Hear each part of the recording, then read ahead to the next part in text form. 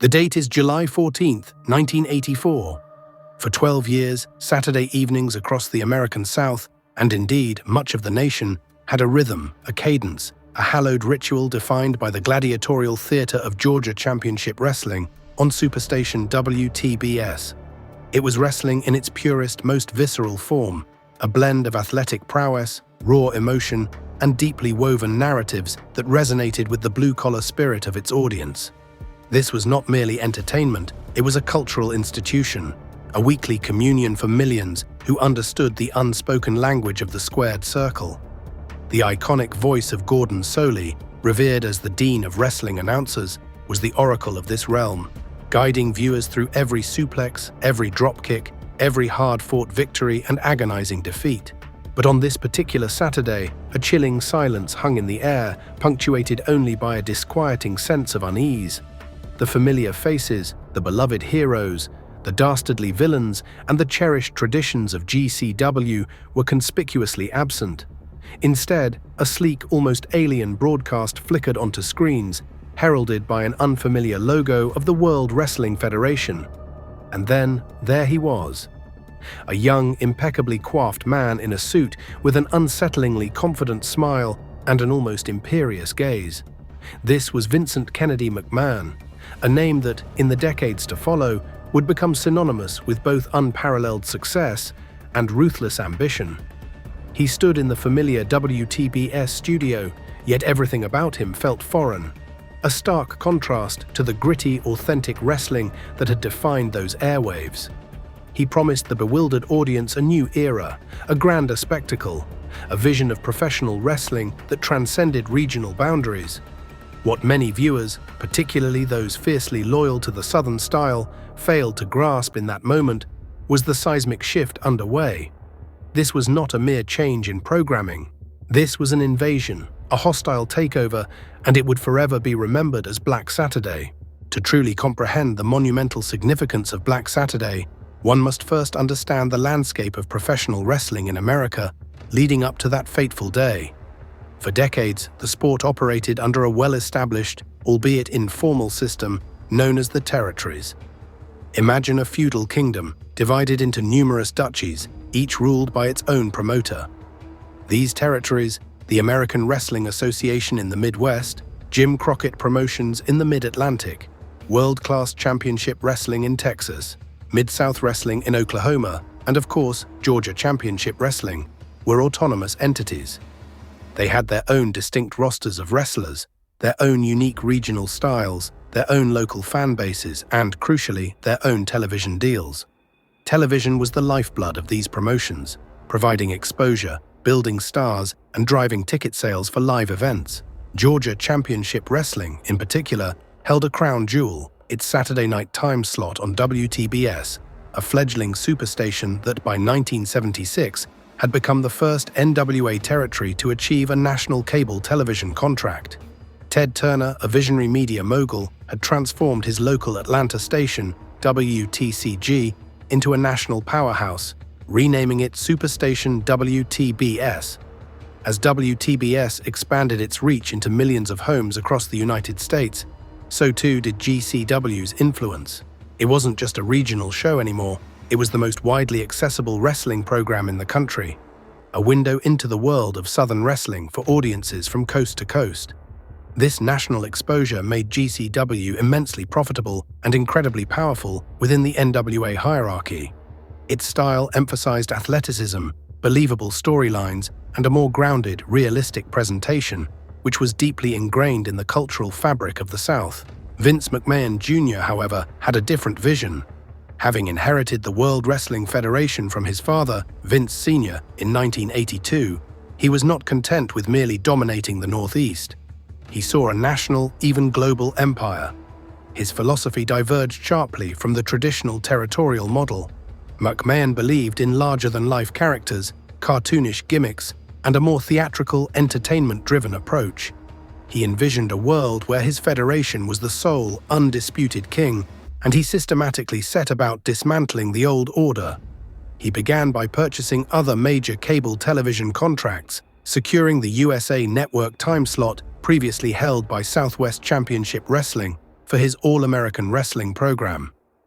He followed that by premiering Tuesday Night Titans, further expanding his national footprint. But the ultimate prize, the linchpin of true national dominance, remained that coveted Saturday night slot on WTBS. McMahon's initial attempts to directly purchase the time slot from Ted Turner were met with firm rejection.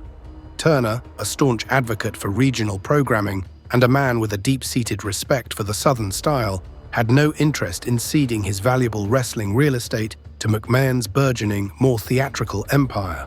Undeterred, McMahon, with the cunning of a master strategist, sought an alternative route. He discovered that Jack Briscoe and Gerald Briscoe, two prominent wrestlers, along with Jim Barnett, a longtime fixture in the Georgia wrestling scene, held significant ownership stakes in GCW. In a clandestine maneuver that would send shockwaves through the wrestling world, McMahon approached these individuals and negotiated a deal to buy their shares. This effectively gave him controlling interest in Georgia Championship Wrestling, and with it, direct access to the coveted WTBS time slot. The last authentic Georgia Championship Wrestling broadcast aired on July 7, 1984. The following Saturday, the world witnessed Black Saturday. The abruptness of the change, the sudden disappearance of a beloved institution, sent a ripple of disbelief and outrage through the Southern fan base. Viewers, accustomed to the raw, athletic contests and the authentic Southern charm, were confronted with a product that felt alien and disconnected. The Federation's initial WTBS offerings were not original in-studio programming, as McMahon had reportedly promised.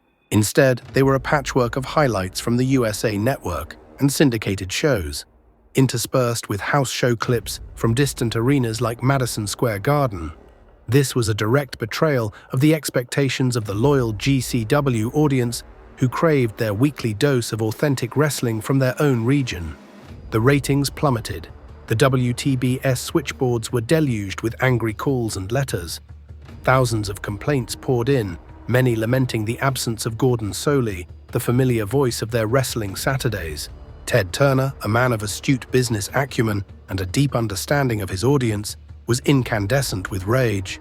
The dramatic decline in ratings for what had once been a flagship program was not only an embarrassment, but a financial blow. He recognized the profound disconnect between McMahon's cartoonish, northern-centric product and the discerning tastes of his southern viewership. Turner, unlike many, understood that the territorial system was not just about business. It was about culture, identity, and a profound connection between the wrestling and its community. He made two swift and decisive moves to rectify the situation. First, he offered a Sunday afternoon time slot to Bill Watts' Mid-South Wrestling, a promotion known for its hard-hitting, athletic style that was far more in line with what GCW fans appreciated. Second, and perhaps more significantly, he entered into negotiations to bring Championship Wrestling from Georgia, a new NWA affiliate formed by Ole Anderson after his ouster by McMahon, to the station on Saturday mornings, with the beloved Gordon Solie at the announcer's table. The ratings for both Mid-South Wrestling and Championship Wrestling from Georgia soared, vastly outperforming McMahon's struggling Federation offering. This was a clear message to McMahon. The South would not be conquered so easily. Losing money hand over fist on a deal he thought would be a coup, McMahon found himself in an unenviable position. He turned to Jim Barnett, the man who had facilitated the initial sale, who in turn directed him to NWA President Jim Crockett Jr. Crockett, the owner of Jim Crockett Promotions, was at that very moment attempting to counter McMahon's national expansion by unifying the remaining NWA territories into a single, cohesive national unit.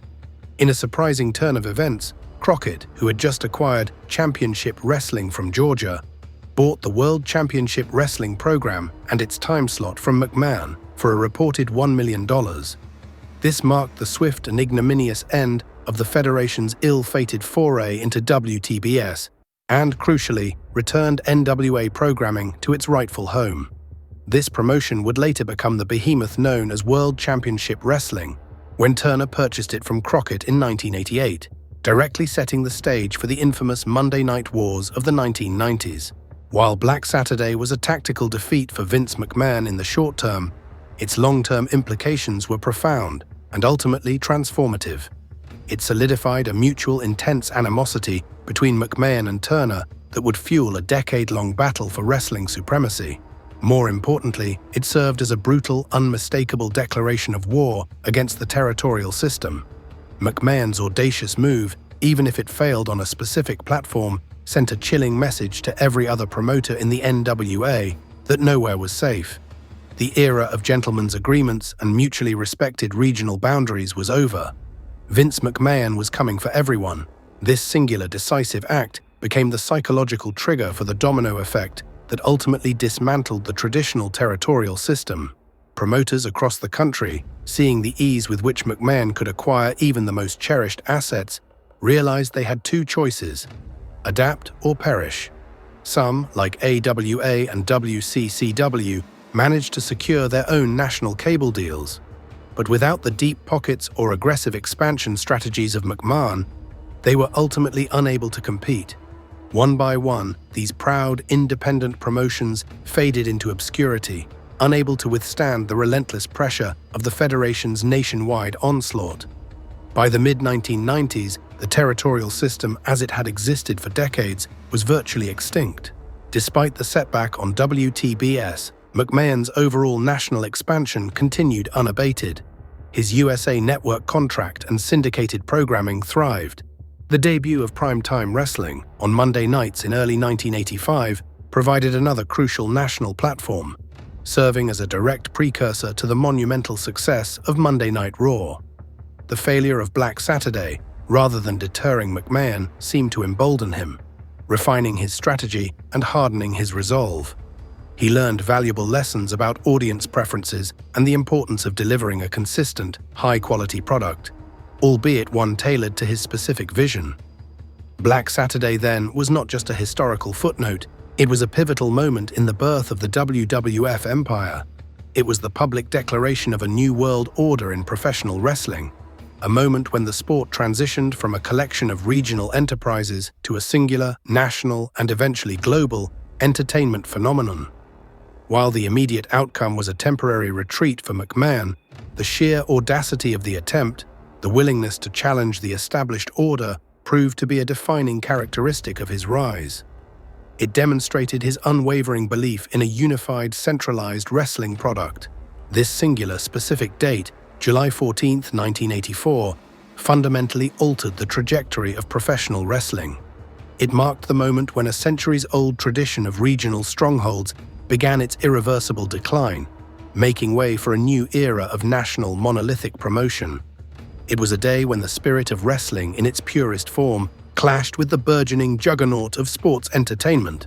While many wrestling fans are familiar with the name Black Saturday, the full story, with its intricate layers of ambition, betrayal, strategic brilliance, and cultural clashes, remains largely untold. It is the story of how one man, Vince McMahon, with one genius, devastating move, albeit one that initially backfired, ultimately destroyed the territories, consolidated power, and laid the cornerstone for the wrestling empire that stands unrivaled today. If you're intrigued by the power plays and backstage drama of Vince McMahon's empire, you won't want to miss the real reason Hulk Hogan turned on Vince McMahon. Click or tap the thumbnail on your screen right now, and I'll meet you there in just a moment.